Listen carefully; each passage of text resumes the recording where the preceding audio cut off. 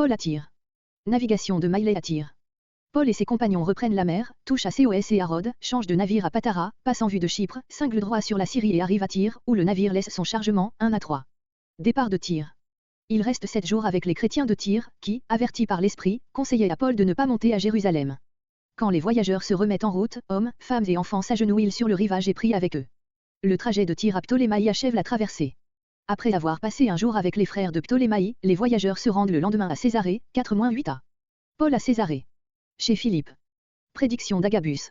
Paul et ses compagnons demeurent chez l'évangéliste Philippe, qui avait 4 filles prophétesses. Agabus vient de Jérusalem et, par une action symbolique, annonce à Paul le sort qui l'attend, 8b11. Paul, sollicité de reculer, se déclare prêt à sacrifier sa vie. Ses amis et les chrétiens de Césarée supplient Paul de ne pas monter à Jérusalem.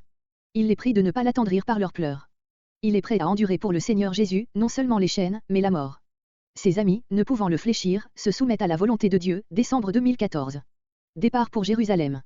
Quelques disciples accompagnent les voyageurs, qui reçoivent l'hospitalité chez un chrétien des premiers temps, un cypriote, nommé Mason, 15-16. Verset 1. Verset 1 à 16 Voyage de Paul de Maïlée à Jérusalem. Le mot dont Luc se sert pour exprimer la séparation qui eut lieu à Maïlée signifie se séparer avec effort, avec peine. Cos, île de la mer Égée, renommée pour ses vins, ses étoffes, ses aromates, s'appelle aujourd'hui Stancho. Rhodes, île plus considérable au sud-est de la mer Égée, avec une capitale du même nom, avait eu un commerce florissant. Elle avait beaucoup souffert dans les dernières guerres de la République, ayant été pillée par Kesh à 142 avant Jésus-Christ. Patara, ville maritime de la Lycie, au sud de l'Asie mineure. Le texte occidental, etc., ajoute, et à Maïre. Maïre était également un port de la côte de Lycie, acte 27.5. Verset 3. Pour naviguer de Patara ou de Maïre vers la Phénicie, il fallait tendre directement au sud-est. Les voyageurs passaient ainsi tout près de l'île de Chypre, qu'ils laissaient à leur gauche. En la voyant, Paul dut se souvenir de son premier voyage de mission et du succès qu'il eut à Paphos, ville principale de cette île, acte 13.6 et suivant. Tyr, capitale de la Phénicie célèbre dans l'Antiquité pour son commerce. Luc nomme ici la Syrie, parce que la Phénicie faisait alors partie de cette grande province romaine. Verset 4. Ce mot, trouver les disciples, suppose que Paul et ses amis, informés de la présence de chrétiens à Tyr, les avaient cherchés dans cette grande ville. Luc n'a pas raconté quand l'évangile avait été annoncé en Phénicie. Ce pays, situé sur les bords de la Méditerranée, sur la route de Jérusalem à Antioche, a dû être souvent traversé par des chrétiens, qui y parlèrent de leur Sauveur, acte 11.19, acte 15.3. L'Esprit dévoilait à ses disciples que Paul aurait beaucoup à souffrir à Jérusalem et eux, dans leur tendre sollicitude pour lui, l'exhortaient à n'y point aller. Mais Paul, qui prévoyait bien ses souffrances, allait au-devant d'elles, lié par l'Esprit, acte 20.22-23, comparé ci-après verset 13. Cet arrêt de 7 jours, malgré la hâte qu'il avait d'être à Jérusalem pour la fête, acte 20.16, fut imposé à Paul par les circonstances, le navire qu'il montait devant décharger sa cargaison, verset 3. Peut-être aussi l'apôtre était-il moins pressé, parce que son voyage jusqu'à Tyr s'était effectué plus rapidement qu'il ne comptait. Verset 6. Quelle scène touchante. Partout l'évangile créait entre les âmes chrétiennes ces tendres et profonds liens. Verset 7. Achevant la navigation, parce que le parcours de Tyr à Ptolémaï était le dernier trajet à faire par mer, le reste du voyage avait lieu sur terre ferme. Ptolémaï, ville maritime de Syrie, située entre Tyr et Césarée, nommée en hébreu Akko, aujourd'hui Saint-Jean d'Acre. Là aussi Paul trouve des frères et reste un jour avec eux. Verset 8. La distance de Ptolémaï à Césarée est de 62 km, Paul et ses compagnons durent mettre 2 jours pour la franchir. Voir sur Césarée et la prédication de Philippe, acte 8.5, acte 8.26, acte 8.40. Peut-être était-il resté dès lors dans cette ville. Il avait donc cessé d'être l'un des 7 diacres de l'église de Jérusalem, acte 6.5, et il était devenu évangéliste, acte 8.40, grâce à ses dons pour la prédication de l'évangile. On donnait déjà alors ce titre à des disciples qui, sans être apôtres ou anciens attachés à une église particulière, voyageaient en annonçant la bonne nouvelle du salut. Tels furent Barnabas, Timothée, Tite, 2 Timothée 4.5, comparé Éphésiens 4.11. Ces 2 passages et le nôtre sont les seuls du Nouveau Testament où se trouve le nom d'évangéliste. Verset 9. C'est-à-dire qui avait le don de prophétie, acte 11.27, acte 13.1, comparé 1 Corinthiens 14.2, note. Ce don ne s'exerçait naturellement, comme tous les charismes de l'Église apostolique, que dans les moments où l'Esprit faisait sentir son action. Les filles de Philippe ne contrevenaient pas aux prescriptions de l'apôtre, 1 Corinthiens 14.34, car l'expression de Luc ne les présente pas comme enseignants dans les assemblées. Leur prophétie, pendant le passage de Paul, était sans doute semblable à celle des frères de Tyr, verset 4, et à celle d'Agabus, verset entre 10 et 11. Des interprètes catholiques, se fondant sur le fait que les filles de Philippe sont dites vierges, Luc 2.36, ont vu en elles des nonnes, liées par un vœu de virginité perpétuelle, mais il paraît ressortir de passages de Clément d'Alexandrie et d'Eusèbe que ce même Philippe s'établit plus tard à Hiérapolis en Phrygie et que 2 de ses filles s'y marièrent. Verset 12. Agabus est le même qui a été nommé en acte 11.28. Il annonce à Paul ce qui lui arrivera à Jérusalem, par une action symbolique, comme le faisaient fréquemment les anciens prophètes, Ésaïe 20.2, Jérémie 13.1, Jérémie 27.2, Ézéchiel 4.1, Ézéchiel 12.5. L'apôtre savait lui-même qu'il serait lié à Jérusalem, acte 20.23, et il le fut en effet, verset 33, et livré aux païens, acte 25.21. À l'ouïe de cette prophétie, tous les disciples qui entouraient Paul se mirent à le supplier de ne point monter à Jérusalem, comparez verset 4, deuxième note. Verset 13. Quelle sensibilité dans cet homme énergique qui était prêt au sacrifice de sa vie. C'est ainsi qu'il répond au tendre intérêt de ses frères. Mais, déjà à Maïlée, il a déclaré que le sacrifice de sa vie était accompli dans son cœur, acte 20.24. Dieu l'appelle, il ira, tel est le vrai héroïsme. Verset 14. Malgré leur profonde affection pour l'apôtre, ses fidèles restent convaincus que sa résolution est conforme à la volonté du Seigneur et ils s'y soumettent. Dans toutes les grandes crises de la vie en présence des plus douloureux sacrifices, c'est là non seulement le devoir du chrétien, mais aussi sa suprême consolation. Il s'élève ainsi jusqu'à l'imitation de son maître, Matthieu 26.42. Verset 15. Ces jours-là sont les jours que Paul et ses amis venaient de passer à Césarée, chez Philippe, verset, émoticône n'en croyant pas ses yeux. Maintenant, s'étant préparés au départ, ils s'en vont à Jérusalem. Le mot que nous rendons par nous étant préparés au départ signifie littéralement, ayant rassemblé nos effets. Le texte reçu, en changeant une particule du verbe, dit, ayant déposé nos effets, c'est-à-dire qu'il les aurait laissés à Césarée ou envoyés en avant. Ces préparatifs s'expliquent, car les voyageurs avaient à parcourir encore 102 km et le transport de la collecte les obligeait à prendre certaines mesures. Verset 16. Quelques disciples de Césarée voulurent aussi accompagner l'apôtre et ses amis. Ils les conduisirent chez Mason, où les voyageurs devaient loger, d'après des dispositions prises à l'avance. On ne sait de ce Mason que ce qu'en dit le texte, c'est-à-dire qu'il était de Chypre et ancien disciple, converti peut-être depuis la première mission dans sa patrie, acte 13, ou même auparavant, acte 11.19-20. On suppose qu'il habitait Jérusalem et l'on ajoute qu'il était bien précieux pour l'apôtre d'avoir dans cette ville un ami de toute confiance qui le reçut dans sa maison. Telle est l'interprétation généralement donnée, mais on ne peut pas dire qu'elle s'impose comme évidente. Il n'est pas dit, dans l'original, les disciples nous conduisirent, mais seulement, les disciples vinrent avec nous, conduisant, chez lequel Mason nous devions loger. Et au verset 17, l'arrivée à Jérusalem est présentée comme un fait postérieur à l'arrivée chez Mason. Aussi Calvin, Théodore de Bèze et d'autres traduisent-ils, quelques disciples vinrent aussi de Césarée avec nous, amenant avec eux un certain Mason. Ce disciple, qui habitait Jérusalem, se serait donc trouvé alors à Césarée et l'on aurait convenu avec lui qu'il logerait les voyageurs. Le texte occidental, des versions syriaques, présente ici une adjonction intéressante, qui donne un sens nouveau à ce passage obscur. Ceux-ci nous conduisirent auprès de ceux chez qui nous devions loger, et étant arrivés dans un certain village, nous fûmes chez Mason, de Chypre, ancien disciple. Et sortant de là, nous vînmes à Jérusalem, où les frères nous reçurent avec joie. D'après ce texte, Mason aurait habité un village entre Césarée et Jérusalem, qui servit d'étape à la caravane. Même avec le texte des principaux manuscrits, cette explication nous paraît la plus naturelle. Verset 17. Paul reçu par les anciens. Des chrétiens de Jérusalem font bon accueil à Paul et à ses compagnons. Le jour qui suit leur arrivée, les voyageurs se rendent chez Jacques, où les anciens sont assemblés. Après la salutation, Paul leur raconte ce que Dieu a fait par son ministère dans le monde païen. Ils en rendent gloire à Dieu, 17-20a. Paul est invité à entrer dans le temple avec 4 hommes ayant fait un vu.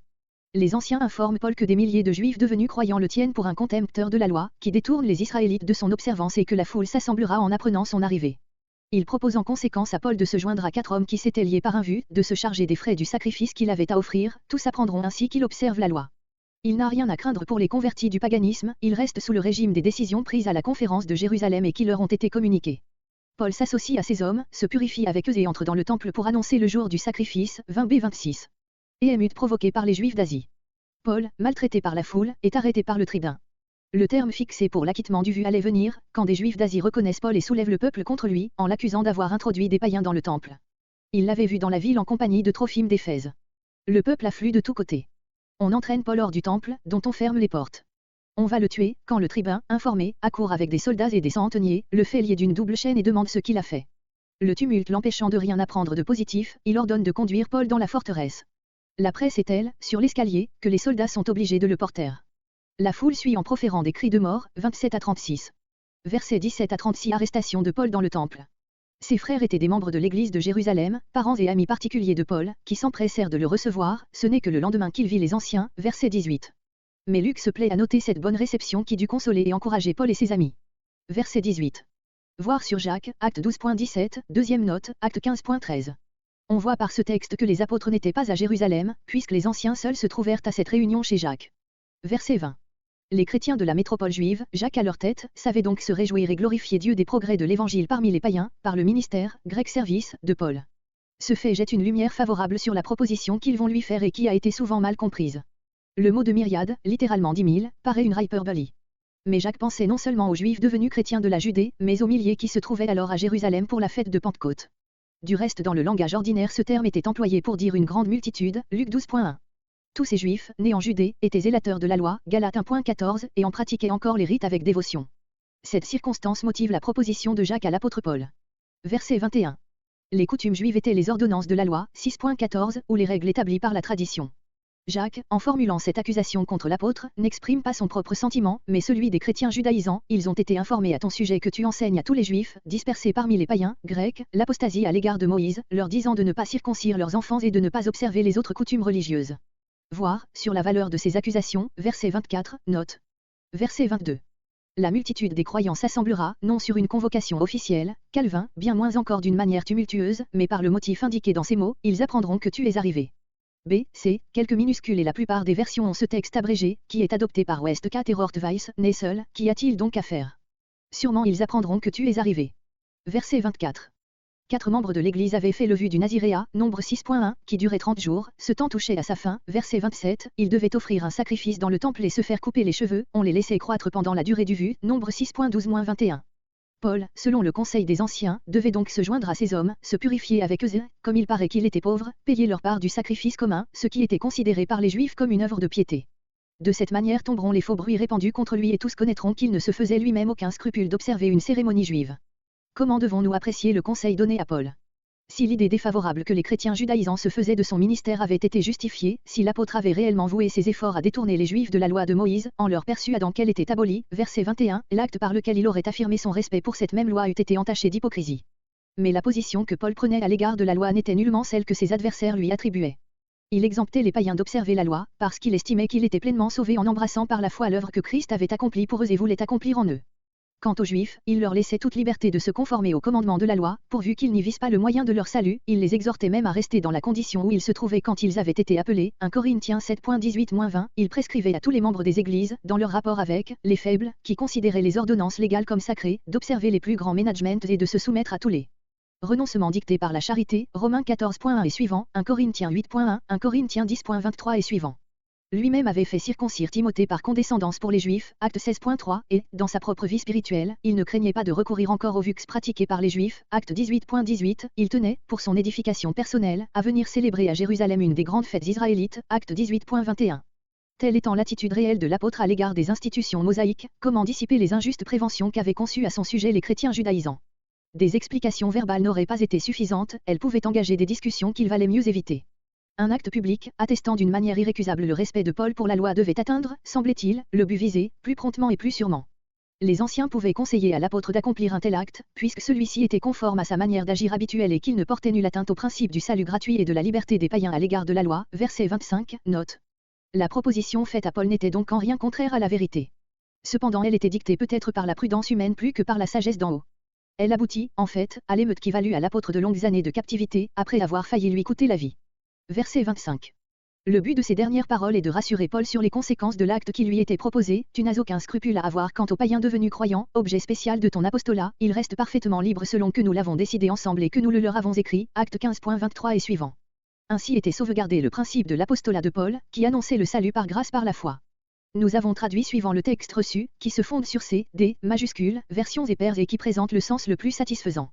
D.A. De plus, cette adjonction, quant aux païens devenus croyants, ils n'ont rien à dire contre toi. La plupart des éditeurs modernes adoptent le texte de Codex Sinaiticus B. A. Nous leur avons écrit, ou envoyé dire, B. Ayant décidé, de se garder. Avec ce texte abrégé, on ne comprend pas pourquoi le décret de Jérusalem est rappelé ici, et les critiques ont beau jeu pour dénoncer ce verset comme une interpolation maladroite que l'auteur des actes se serait permis de faire à la source qu'il utilisait. Verset 26. Paul se joignit donc à ces 4 hommes, se purifia ou se sanctifia par les rites en usage pour s'acquitter d'un vœu, puis il se rendit avec eux dans le temple et fit savoir, déclara, au sacrificateur en combien de jours s'achèverait la purification imposée par le vœu, grec l'accomplissement des jours de la purification. Et il fit ainsi, ces mots ne sont pas dans le texte, il entra chaque jour dans le temple, suivant d'autres, il s'y établit à demeure, jusqu'à ce que l'offrande eût été présentée pour chacun d'eux, nombre 6.13-14. D'autres estiment que ces derniers mots déterminent le substantif accomplissement de jours et traduisent, annonçant à quel jour la purification serait achevée et l'offrande serait présentée pour chacun. Le temps voulu pour un vœu était de 30 jours, les 4 hommes n'avaient plus pour atteindre ce terme que les 7 jours à passer, verset 27, note. L'usage permettait alors à un Israélite de s'associer à leur vœu pour le temps qui restait à courir. Paul s'en prévalut. Il pouvait agir ainsi en toute bonne conscience, comparé verset 24, note, parce que, sans attacher aucun caractère méritoire à cet acte religieux, il n'avait en vue que la paix à conserver entre les deux parties de l'Église dont l'une était issue du judaïsme, l'autre du paganisme. Dans cette occasion, comme toujours, il fut, avec les Juifs comme Juifs, avec ceux qui étaient sous la loi comme sous la loi, faible avec les faibles, afin d'en sauver de toute manière quelques-uns. 1 Corinthiens 9.19-22. En agissant ainsi, il observait la loi, verset 24, de la manière la plus excellente, en pratiquant la charité, qui est l'accomplissement de la loi, Romains 13.10. Verset 27. Les 7 jours, avec l'article, désignent une période déterminée et bien connue, probablement le temps qui devait s'écouler entre le moment où le terme du Naziré a été annoncé dans le temple, verset 26, et celui où les cheveux étaient coupés, Meyer, Weiss, après qu'on avait offert les sacrifices d'usage, Nombre 6.13-14. Monsieur Blas pense que les 7 jours sont comptés simplement depuis l'arrivée de Paul à Jérusalem, mais il doit retrancher l'article, ce qui est contraire à la plupart des documents. Les 7 jours s'accomplissaient lorsque les Juifs d'Asie, qui avaient été témoins des travaux et des succès de Paul dans cette province et qui, restés incrédules, le haïssaient, suscitèrent contre lui une émeute. Verset 29. Chaque trait de cette scène dénote l'ardent fanatisme de ces Juifs, voire surtout verset 31. L'exagération de leur accusation contre l'apôtre, la fausseté de leur allégation au sujet de Trophime, tout montre l'aveuglement de la haine. Trophime d'Éphèse avait accompagné Paul, de Corinthe jusqu'en Asie et jusqu'à Jérusalem, acte 20.4 notes. Les Juifs qui avaient trouvé l'apôtre dans le parvis, où les seuls Israélites pouvaient entrer, s'imaginent qu'il y avait introduit ce disciple né païen et il crie qu'il y a conduit des Grecs et profané le saint lieu. Tout cela parce qu'il avait vu cet ami de Paul dans la ville. Joseph rapporte, Guerre des Juifs, v. 5, 2, qu'il y avait, à la porte du parvis des Israélites, des écriteaux en interdisant l'entrée aux étrangers sous peine de mort. On a retrouvé à Jérusalem une de ces inscriptions provenant du temple d'Hérode et rédigée en langue grecque. Verset 30. Grec, il y eut un rassemblement du peuple. Ils traînèrent Paul hors du temple, parce que, décidés à le tuer, ils ne voulaient pas souiller de son sang le sanctuaire. Puis aussitôt les portes de celui-ci furent fermées, non par ces fanatiques, mais par la police du temple, afin que toute nouvelle profanation fût empêchée. Verset 32. Ainsi déjà ils le frappaient, afin de le tuer. Il ne fut sauvé que par le tribun de la cohorte romaine, qui tenait garnison dans la forteresse Antonia, située à l'angle nord-ouest de la terrasse du temple. Cet officier supérieur, grec commandant 1000 hommes, Claude Lysia, acte 23.26, apprenant le tumulte qui venait de se produire, s'empresse d'accourir avec des centeniers, capitaines, et des soldats. Leur arrivée empêcha l'accomplissement des desseins meurtriers de ces Juifs furieux. Verset 34. Le tribun fit lier Paul de 2 chaînes, parce qu'il ne doutait pas qu'il ne fût coupable de quelque crime. Il s'informa sagement de sa personne et de ce qu'il avait fait, mais ne pouvant rien apprendre au milieu de la foule, où s'élevaient des cris divers, il le fit emmener dans la forteresse. Verset 36. La foule, un moment contenue par l'arrivée des soldats, redoubla alors de violence en voyant que sa victime allait lui échapper. Des degrés en pierre conduisaient à la forteresse, Joseph, Guerre des Juifs, v. 5, émoticône n'en croyant pas ses yeux, c'est là que la multitude fit encore une tentative pour s'emparer de Paul, en criant, ôte-le. C'est-à-dire tue-le. Comparez acte 22.22, Jean 19.15. Il fallut donc que les soldats, plus humains que ces fanatiques, le portassent pour l'arracher de leurs mains. Le disciple fut traité par son peuple comme l'avait été son maître. Verset 37. Paul autorisé à parler au peuple. Au moment d'entrer dans la forteresse, il prie le tribun de lui permettre une question. Celui-ci, surpris de l'entendre s'exprimer en grec, lui demande s'il n'est donc pas un Égyptien, chef de Sicaire. Paul se déclare citoyen de Tarse et demande l'autorisation de s'adresser à la foule. L'ayant obtenu, il parle en langue hébraïque, debout sur les degrés de la forteresse, au milieu d'un grand silence, 37 à 40. Le discours de l'apôtre. Il débute avec affection et respect, appelant ses auditeurs frères et pères. Le silence devient encore plus profond quand on entend Paul s'exprimer en hébreu, 1, 2. Sa vie dans le judaïsme. Né à Tarse, il a été élevé à Jérusalem et instruit au pied de Gamaliel dans toute la rigueur de la loi. Il est pour Dieu, autant que ses auditeurs, il a persécuté à mort la secte, le souverain sacrificateur et le Sanhédrin en sont témoins, car ils lui ont donné un mandat auprès des Juifs de Damas pour amener prisonniers les chrétiens qu'il y trouverait, 3 à 5. Sa conversion. Il approchait de Damas, quand une lumière du ciel brilla autour de lui. La voix de Jésus de Nazareth se fit entendre à celui qui le persécutait. Conduit à Damas aveugle, il reçut la visite d'Anéa, homme fidèle à la loi et estimé de tous les Juifs, qui lui annonça que Dieu lui avait révélé sa volonté et lui avait fait connaître le juste auquel il devait servir de témoin devant tous les hommes, puis Ananias lui administra le baptême, juin 2016. La mission qu'il reçut du Seigneur. De retour à Jérusalem et priant dans le temple, il fut en extase. Le Seigneur lui ordonna de quitter Jérusalem, où son témoignage ne serait pas reçu. Paul objecta à la connaissance que tous les habitants de Jérusalem avaient de son zèle persécuteur contre les chrétiens. Mais le Seigneur lui déclara qu'il l'enverrait au loin vers les païens, 17 à 21. Verset 21.37 à 22.21 Discours de Paul au peuple. Verset 38. L'apôtre demande à l'officier romain la permission de lui dire quelque chose. Peut-être veut-il obtenir l'autorisation de parler au peuple. Il se sert de la langue grecque que comprenaient alors tous les Romains cultivés. Mais le tribun s'étonne que Paul sût cette langue, parce qu'il le soupçonnait d'être un faux prophète égyptien, probablement un juif qui avait habité l'Égypte et qui, quelque temps auparavant avait ameuté un grand nombre de rebelles et en avait rassemblé des milliers dans le désert, d'où il voulait les conduire contre Jérusalem, leur promettant qu'arrivé sur le mont des Oliviers il verrait tomber les murs de cette ville, sans emparer et secourir le joug de l'autorité romaine. Ces faits sont rapportés par Joseph, Guerre des Juifs, 2, 13, 5, Antiquité judaïque, XX, 8, 6, qui ajoute que cette troupe fut dispersée par le procurateur Félix, que la plupart des rebelles furent tués et que leur chef échappa par la fuite. Le tribun appelle ces rebelles des sicaires, c'est-à-dire des hommes du poignard, c'est le nom qu'on donnait à des fanatiques juifs qui, s'unissant aux plus violents des zélateurs pharisiens, parcouraient le pays, toujours prêts à fomenter toutes les séditions. Verset 39. Cette réponse de Paul disait à la fois qu'il n'était pas le rebelle égyptien et expliquait comment il savait le grec. Il parle avec une certaine satisfaction de sa ville de Tarse, qui non seulement n'était pas sans renom, mais était alors une des premières villes de l'Empire, acte 9.11, note, acte 22.3. Verset 40. La foule, quelque agitée qu'elle fût, voyant que le tribun permettait à son prisonnier de parler, ne put que faire silence. Paul, en même temps, fit signe de la main qu'il voulait parler. Au fond, dans cette multitude mobile, il n'y avait que les instigateurs de l'émeute, verset 27, qui fussent réellement irrités contre l'apôtre. Profitant de l'autorisation du tribun et du silence qui s'était établi, l'apôtre commença le discours qui va suivre en langue hébraïque, c'est-à-dire en araméen, langue nationale, qui devait plaire à son auditoire, acte 22.2.